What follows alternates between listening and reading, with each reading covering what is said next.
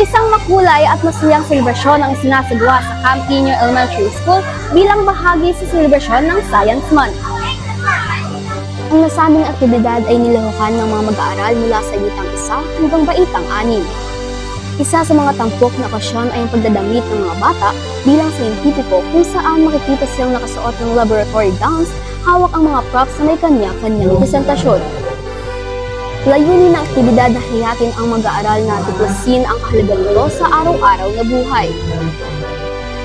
Sinundan ito ng mga aktibidad tulad ng quiz bee, film viewing, science exhibit, sci-art, science writing at coloring. Ano ang iyong mga naging karanasan sa mga aktibidad na isinagawa ngayong science fair? Pinaka na-enjoy ko po yung about sa film showing dahil po meron din po siyang pinakita na kapag-ugnayan sa sakunan. Naging matagumpay ang programa at umani ito sa papuri mula sa mga magulang at tagapamahala ng paaralan. Ako si Sky Mendoza, learning reporter ng Camp Nino Elementary School, sa pamamatlubay ni Ma'am Patricia Alinan at Principal Chief Dr. Trinidad G. Beltran, nag-uula para sa DepEd Hour.